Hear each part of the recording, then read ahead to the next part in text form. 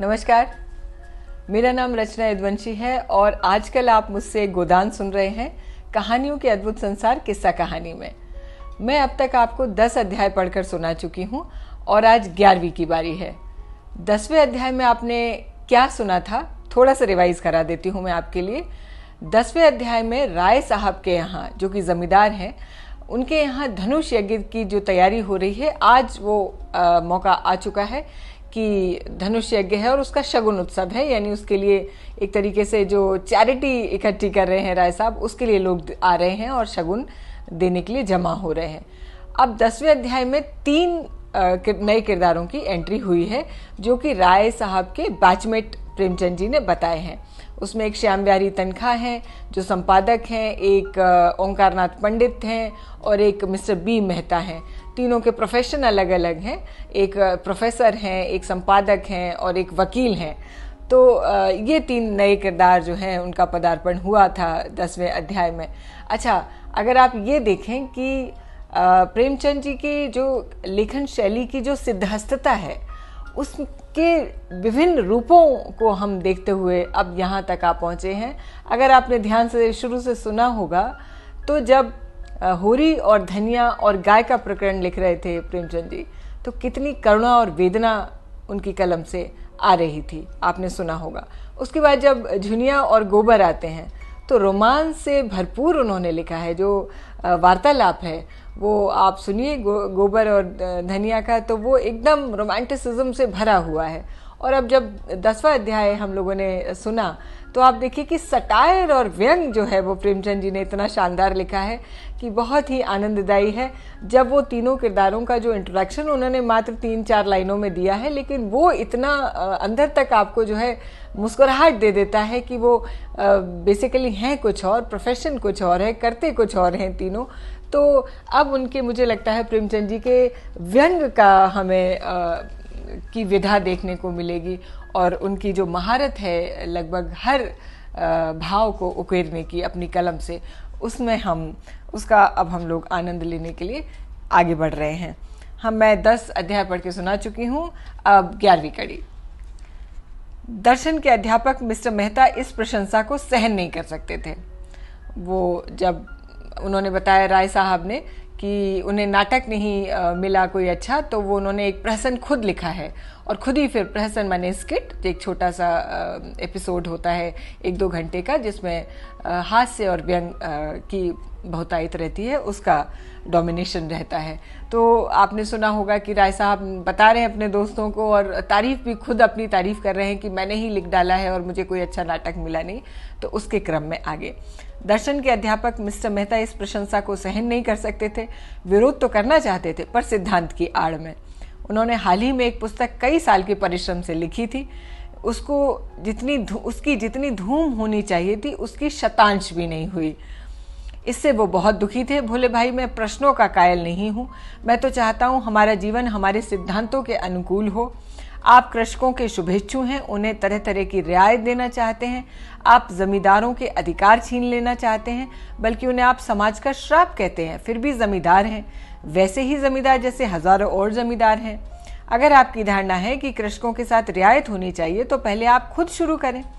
काश्तकारों को बगैर नजराने के लिए पट्टे लिख दें, बेगार बंद करा दें, इजाफा लगान को तिलांजलि दे दें, चरावर जमीन छोड़ दें। मुझे उन लोगों से जरा भी हमदर्दी नहीं है जो बातें तो करते हैं कम्युनिस्टों जैसी, मगर जीवन है रईसों का, उतना ही विलासमय, उतना ही स्वार्थ से भरा हुआ। राय साहब को आघात पहुंचा। वकील साहब के माथे पर बल पड़ गए और संपादक जी के मुंह पे जैसे कालिख लग गई। वे खुद समाविष्ट के पुजारी थे, वो खुद संविष्टवाद के पुजारी थे, पर सीधे घर में आग न लगवाना चाहते थे।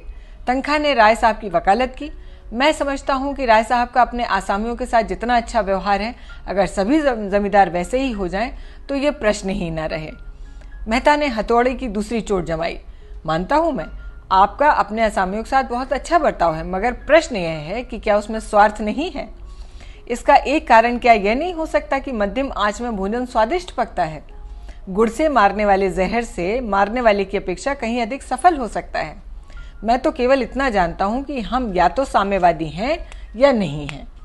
हैं तो उसका व्यवहार करें, नहीं हैं तो बकना छोड़ दें। मैं नकली जिंदगी का विरोधी हूँ।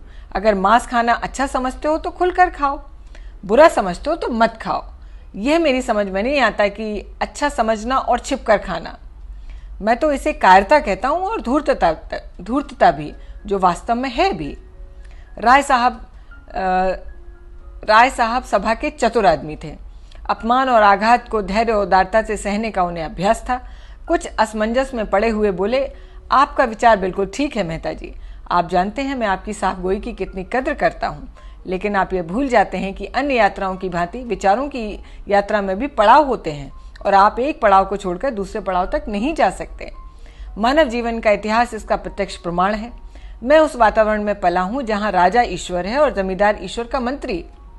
मेरे स्वर्गवासी पिता आसामियों पर इतनी दया करते थे कि पाले या सूखे में कभी आधा कभी पूरा लगान माफ कर देते थे। अपने बखार से अनाज निकालकर आसामियों को खिला देते थे। घर के गहने बेचकर कन्याओं के विवाह में मदद करते थे, मगर उसी वक्त जब तक प्रजा को उनको सरकार और धर्मावतार कहती रहे, उन्हें अपना देवता समझकर पूजती रहे। प्रजा का पालन उनका सनातन धर्म था, लेकिन अधिकार के नाम पर वे कौड़ी का एक दांत भी फोड़कर देना नहीं चाहते थे। मैं उसी वातावरण में पला हूँ और मुझे गर्व है कि मैं व्यवहार में चाहे जो कुछ करूँ, विचारों में मैं उनसे आगे बढ़ गया हूँ और ये मानने लगा हूँ कि जब तक किसानों को ये रियायतें अधिकार के रूप में न मिलेंगी, केवल सद्भावना के आधार पर उनकी दशा नहीं सुधर सकती। स्वेच्छा अगर अपना स्वार्थ छोड़ दें तो अपवाद है। मैं खुद सद्भावना करते हुए भी स्वार्थ नहीं छोड़ सकता और चाहता हूं कि हमारे गर्व को शासन की नीति के बल पर अपना स्वार्थ छोड़ने के लिए मजबूर किया जाए। इसे आप कायरता कहेंगे, मैं इसे विवशता कहता हूं। मैं इसे स्वीकार करता हूं कि किसी को भी दूसरे के श्रम पर मोटे होने का अधिकार नहीं है। उपजीवी होना घोर लज्जा की बात है। कर्म करना प्राणी मात्र का धर्म है। समाज की ऐसी व्यवस्था है जिसमें कुछ लोग मौज करें और अधिक लोग पिसें और खपें, कभी सुखद नहीं हो सकती। पूंजी और शिक्षा, जिसे मैं पूंजी का ही एक रूप मानता हूँ, इनका किला जितनी जल्दी टूट जाए उतना अच्छा है। जिन्हें पेट की रोटी मयस्सर नहीं, उनके अफसर और नियोजक 10-10, 5-5 हजार फटकारें, यह हास्यास्पद है और लज्जास्पद भी। इस व्यवस्था से हम जमींदारों में कितनी विलासता, कितना दुराचार, कितनी पराधीनता और कितनी निर्लज्जता भर दी है, ये मैं खूब जानता हूँ। लेकिन मैं इन कारणों से इस व्यवस्था का विरोध नहीं करता। मेरा तो यह कहना है कि अपने स्वार्थ की दृष्टि से भी इसका अनुमोदन नहीं किया जा सकता है। इस शान को निभाने के लिए हमें अपनी आत्मा की इतनी हत्या करनी पड़ती है कि हमें आत्माभिमान नाम की चिड़िया हमारे पास रहती ही नहीं है। हम अपने असामियों को लूटने के लिए मजबूर हैं। अगर अफसरों को कीमती कीमती डालियां न भेजें तो बागी समझे जाएं, शान से न रहें तो कंजूस कहलाएं। प्रगति की जरा सी आहट पाते ही हम कांप उठते हैं और अफसरों के पास फरियाद लेके दौड़ पड़ते हैं कि हमारी रक्षा कीजिए। हमें अपने ऊपर विश्वास ही नहीं है, न पुरुषार्थ रह गया है। बस हमारी दशा उन बच्चों जैसी है जिन्हें चम्मच से दूध पिलाकर पाला गया है। बाहर से मोटे हैं, अंदर से दुर्बल हैं, सत्यहीन हैं और मोहताज हैं। मेहता ने ताली बजाकर कहा, हियर हियर। आपकी जवान में जितनी बुद्धि है, काश उसकी आधी भी मस्तिष्क में होती। खेद यही है कि सब कुछ समझते हुए भी आप अपने विचारों को व्यवहार में नहीं लाते। ओंकारनाथ बोले, अकेला चना भाड़ नहीं फोड़ सकता मिस्टर मेहता।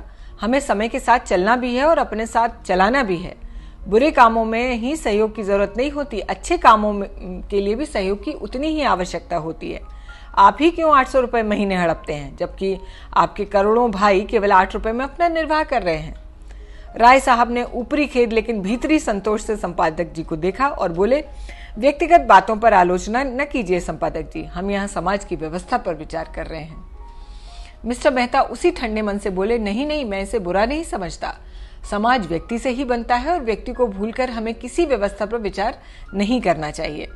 मैं इसलिए इतना वेतन लेता हूँ कि मेरा इस व्यवस्था पर विश्वास नहीं है।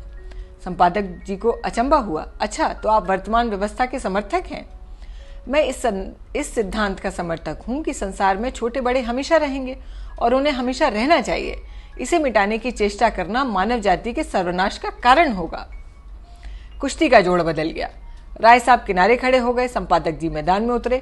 आप 20वीं शताब्दी में ऊंच नीच का भेद मानते हैं? जी हाँ, मानता हूँ और बड़े जोरों से मानता हूँ। जिस मत के आप समर्थक हैं वह कोई नई चीज नहीं है। जब से मनुष्य में ममत्व का विकास हुआ तभी उस मत का जन्म हुआ। बुद्ध और प्लेटो, ईसा सभी समाज में समता के प्रवर्तक थे। यूनानी और रोमन और सीरियाई सभी सभ्यताओं ने उसकी परीक्षा की, पर अप्राकृतिक होने के कारण कभी भी वह स्थायी न बन सकी। आपकी बातें सुनकर मुझे आश्चर्य हो रहा है। आश्चर्य अज्ञान का दूसरा नाम है। मैं आपका कृतज्ञ हूँ अगर आप इस विषय पर कोई लेखमाला शुरू कर दें। जी, मैं इतना अहमक नहीं हूँ। अच्छी रकम दिलवाइए तो अलबत्ता। आपने सिद्धांत ही ऐसा लिया है कि खुले खजाने पब्लिक को लूट सकते हैं। मुझ में और आप में अंतर इतना है कि मैं जो कुछ जानता हूँ उस पर चलता हूँ। आप लोग मानते कुछ और हैं और करते कुछ और हैं। धन को आप किसी उपाय से बराबर फैला सकते हैं, लेकिन बुद्धि को, चरित्र को, रूप को, प्रतिभा और बल को बराबर फैलाना तो आपकी शक्ति से बाहर है। छोटे बड़े का भेद केवल धन से ही नहीं होता। मैंने बड़े बड़े धन कुबेरों को भिक्षुओं के सामने घुटने टेकते हुए देखा है, और आपने भी देखा होगा। रूप की चौखट पर बड़े बड़े महीप नाक रगड़ते हैं। क्या यह सामाजिक विषमता नहीं है? आप रूस की मिसाल देंगे? वहां इसके सिवाय और है ही क्या कि मिल के मालिक ने राज कर्मचारी का रूप ले लिया। बुद्धि तब भी राज करती है, अब भी करती है और हमेशा करेगी। तश्तरी में पान आ गए थे। राय साहब ने मेहमानों को पान और इलायची देते हुए कहा, बुद्धि अगर स्वार्थ से मुक्त हो तो हमें उसकी प्रभुता मानने में कोई आपत्ति नहीं है। समाजवाद का यही आदर्श है। हम साधु महात्माओं के सामने इसलिए सिर झुकाते हैं कि उनमें त्याग का बल है, और इस तरह बुद्धि के हाथ में अधिकार भी देना चाहते हैं, सम्मान भी, नेतृत्व भी, लेकिन संपत्ति किसी तरह नहीं। बुद्धि का अधिकार और सम्मान व्यक्ति के साथ चला जाता है, लेकिन उसकी संपत्ति विष बोने के लिए उसके बाद और भी प्रबल हो जाती है। बुद्धि के बगैर किसी समाज का संचालन नहीं हो सकता। हम केवल इस बिच्छू का डंक तोड़ना चाहते हैं। दूसरी मोटर आ पहुंची और मिस्टर खन्ना उतरे, जो एक बैंक के मैनेजर और शक्कर मिल के मैनेजिंग डायरेक्टर हैं। 2 देवियां भी उनके साथ हैं। राय साहब ने दोनों देवियों को उतारा। वह जो खद्दर की साड़ी पहने बहुत गंभीर और विचारशील सी लग रही हैं, वो है मिस्टर खन्ना की पत्नी कामिनी खन्ना। दूसरी महिला जो ऊंची एड़ी का जूता पहने हैं, जिनकी मुख छवि पर हंसी फूटी पड़ती है, वो है मिस मालती। आप इंग्लैंड से डॉक्टरी पढ़ के आई हैं और अब प्रैक्टिस करती हैं। तालुकेदारों के महल में इनका बहुत प्रवेश है। आप नवयुग की साक्षात प्रतिमा हैं। गात कोमल पर चपलता कूट कूट कर भरी हुई है। झिझक या संकोच का कहीं नाम ही नहीं है। मेकअप में प्रवीण, बला की हाजिर जवाब, पुरुष मनोविज्ञान को की अच्छी जानकार, आमोद प्रमोद को जीवन का तत्व समझने वाली, लुभाने वाली और रिझाने की कला में निपुण। जहां आत्मा का स्थान है वहां प्रदर्शन, जहां हृदय का स्थान है वहां हाव भाव, मनोद्गारों पर कठोर निग्रह, जिसमें इच्छा या अभिलाषा का लोप सा हो गया है। आपने मिस्टर मेहता से हाथ मिलाते हुए कहा, सच कहती हूँ आप सूरत से ही फिलोसफर मालूम होते हैं। अपनी नई रचना में तो आपने आत्मवादियों को उधेड़ कर रख दिया। पढ़ते पढ़ते कई बार तो ऐसे जी में आया कि मैं आपसे लड़ने लगूं। फिलोसफरों में सहृदयता क्यों गायब हो जाती है? मेहता झेप गए। बिन ब्याहे थे और नवयुग की रमणियों से पनाह मांगते थे। पुरुषों की मंडली में खूब चमकते थे, मगर ज्यों ही कोई महिला आई और आपकी जुबान बंद हुई, जैसे बुद्धि पर ताला लग जाता था। स्त्रियों से शिष्ट व्यवहार तक करने की सुध नहीं रहती थी। मिस्टर खन्ना ने पूछा, फिलोसफरों की सूरत क्या खास होती है देवी जी? मालती जी ने मेहता की ओर दया भाव से देखकर कहा, मिस्टर मेहता, बुरा न माने तो बता दूं। खन्ना मिस मालती के उपासकों में से थे। जहां मिस मालती जाए वहां खन्ना का पहुंचना लाजमी होता था। उनके आसपास भौरों की तरह मंडराते रहते थे। हर समय उनकी यही इच्छा रहती थी कि मालती से अधिक वही बोलें, उनकी निगाह अधिक से अधिक उन्हीं पर रहे। खन्ना ने आंख मारकर कहा, फिलोसफर किसी की बात का बुरा नहीं मानते, उनकी यही सिफत है। तो सुनिए, फिलोसफर हमेशा मुर्दा दिल होते हैं। जब देखिए अपने विचारों में मगन रहते हैं। आपकी तरफ ताकेंगे मगर आपको देखेंगे नहीं। आप उनसे बातें किए जाएं वो कुछ सुनेंगे नहीं, जैसे शून्य मोड़ रहे होते हैं। सब लोगों ने कहा हमारा मिस्टर मेहता जैसे जमीन में गड़ गए। ऑक्सफोर्ड में मेरे फिलोसफर के प्रोफेसर हस्बैंड थे। ऑक्सफोर्ड में मेरे फिलॉसफी के प्रोफेसर हस्बैंड थे। खन्ना ने टोका, नाम तो निराला है। जी हाँ, और थे कुआरे, मतलब उनका नाम प्रोफेसर हस्बैंड था। मिस्टर मेहता भी तो कुआरे हैं। यह रोग सभी फिलोसफरों को होता है। अब मेहता को अवसर मिला। बोले, आप भी इस मर्ज में गिरफ्तार हैं? मैंने प्रतिज्ञा की है, किसी फिलोसफर से शादी करूंगा और यह वर्ग शादी के नाम से घबराता है। हस्बैंड साहब तो स्त्री को देखकर घर में छिप जाते थे। उनके शिष्यों में कई लड़कियां थीं। अगर उनमें से कोई भी कुछ पूछने के लिए उनके ऑफिस में चली जाती थी तो आप ऐसे घबरा जाते थे जैसे कोई शेर आ गया हो। हम लोग उन्हें हमेशा खूब छेड़ा करते थे, मगर बेचारे बड़े सरल हृदय थे। कई हजार की आमदनी थी, पर मैंने उन्हें हमेशा एक ही सूट में देखा। उनकी एक विधवा बहन थी, वही उनके घर का सारा प्रबंध करती थी। मिस्टर हस्बैंड को खाने तक की फिक्र नहीं रहती थी। मिलने वालों के डर से अपने कमरे का द्वार बंद करके बस पढ़ा लिखा करते थे। भोजन समय पे आ जाता था तो उनकी बहन आहिस्ता से भीतर के द्वार से उनके पास जाकर किताब बंद कर देती थी। तब उन्हें मालूम होता था कि खाने का समय हो गया है। रात को भी भोजन का समय बंधा हुआ था। उनकी बहन कमरे की बत्ती बुझा दिया करती थी। एक दिन बहन ने किताब बंद करनी चाहिए तो आपने पुस्तक को दोनों हाथों से दबा दिया और बहन भाई में जोर आजमाइश होने लगी। आखिर बहन उनकी पहिएदार कुर्सी को खींचकर भोजन के कमरे में ले आई। राय साहब बोले, मगर मेहता साहब तो बड़े खुश मिजाज और मिलनसार हैं, नहीं तो इस हंगामे में क्यों आते? तो आप फिलोसफर न होंगे। जब अपनी चिंताओं से हमारे सिर में दर्द होने लगता है तो विश्व की चिंता सिर पर लाद कर कोई कैसे प्रसन्न रह सकता है। आज यहीं पे खत्म करते हैं। अगले 12वें अध्याय के लिए बहुत जल्दी आपसे मुलाकात होगी अगले रविवार। तब तक बने रहिए गोदान के साथ, प्रेमचंद जी के साथ और रचना यदुवंशी के साथ। नमस्कार, बहुत शुक्रिया।